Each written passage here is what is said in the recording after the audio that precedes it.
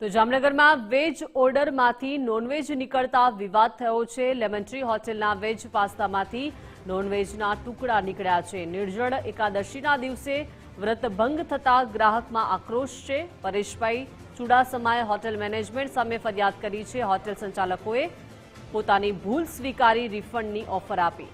Jamnagar મનપાની food શાખાની team દ્વારા તપાસ શરૂ કરવામાં આવી છે। મનપાની ફૂડ શાખા દ્વારા હોટેલને 10,000નો દંડ ફટકારાયો। ખોરાકના નમૂના લઈ ફૂડ લેમાં તપાસ માટે મોકલાયા છે। હોટેલ મેનેજમેન્ટે ઝોમેટો ઓર્ડરમાં ભૂલ થઈ હોવાનું સ્વીકાર્યું।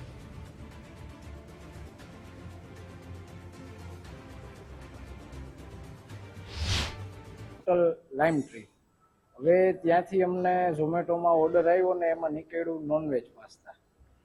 હવે મારું કહેવાનું એ થાય છે કે આપણે આટલી મોટી હોટલમાંથી જમવાનું મગાવવાનું ને કારણ શું છે કે ભાઈ આપણી સેફટી રહે, જમવાનું સારું મળે।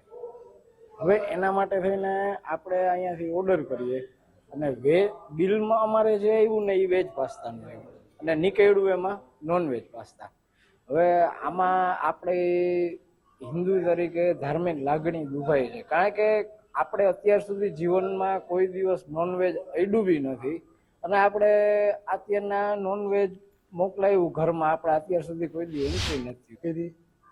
તો મેનેજર શ્રી એવું સ્વીકાર્યું કે ભાઈ અમારી કદાચ માનવીય ભૂલ હોઈ શકે, કોઈ ફૂડ ખરાબ કે એવું નથી, પણ વેજની જગ્યાએ નોનવેજનું પાર્સલ એમને ત્યાં મોકલાવાઈ ગયેલું અને એ ભૂલ સ્વીકારવી અને આવી સામાન્ય ભૂલને કારણે લોકોની ધાર્મિક લાગણી દુભાય એવા કૃત્ય સામે જામનગર મહાનગરપાલિકા ખાતે અત્યારે 10,000 રૂપિયા સોલિડ વેસ્ટ શાખાના શ્રી ચૌહાણ સાહેબ સાથે રાખી અને પેનલ્ટી વસૂલ કરવામાં આવી છે, તેમજ નોટિસ પાઠવી અને ભવિષ્યમાં આવી કોઈ ભૂલ ન થાય એ અંગે યોગ્ય તકેદારી રાખવા સૂચનાઓ આપવામાં આવે છે।